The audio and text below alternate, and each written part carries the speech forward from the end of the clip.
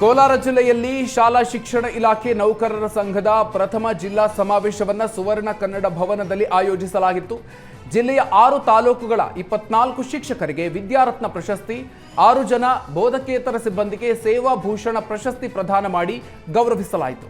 ನಮ್ಮ ರಾಜ್ಯಾಧ್ಯಕ್ಷರಾಗಿರ್ತಕ್ಕಂತಹ ಚೌಡಪ್ಪನವರ ಉಪಸ್ಥಿತಿಯಲ್ಲಿ ಈ ಒಂದು ಕಾರ್ಯಕ್ರಮವನ್ನು ವಿಜೃಂಭಣೆಯಿಂದ ಮಾಡೋಣ ಅಂತಕ್ಕಂಥ ಉದ್ದೇಶದಿಂದ ಈ ಒಂದು ಸಮಾವೇಶವನ್ನು ಇಲ್ಲಿ ಹಮ್ಮಿಕೊಂಡಿದ್ದು, ಈ ಸಮಾವೇಶಕ್ಕೆ ಮುಳುಬಾಗಿಲು, ಕೋಲಾರ, ಮಾಲೂರು, ಬಂಗಾರಪೇಟೆ, KGF ಹಾಗೂ ಶ್ರೀನಿವಾಸಪುರ ತಾಲೂಕಿನಿಂದ ಎಲ್ಲ ನಮ್ಮ ಶಾಲಾ ಶಿಕ್ಷಣ ಇಲಾಖೆ ಮತ್ತು ನೌಕರ ಸಂಘದ ಅಧ್ಯಕ್ಷರು ಹಾಗೂ ಅವರ ತಂಡವನ್ನು ಒಳಗೊಂಡಿರ್ತಕ್ಕಂಥ ಎಲ್ಲ ಪದಾಧಿಕಾರಿಗಳು ಆಗಮಿಸಿದ್ದು, ಈ ಒಂದು ಸಮಾವೇಶದ ಮೂಲ ಉದ್ದೇಶ ಇಷ್ಟೇ.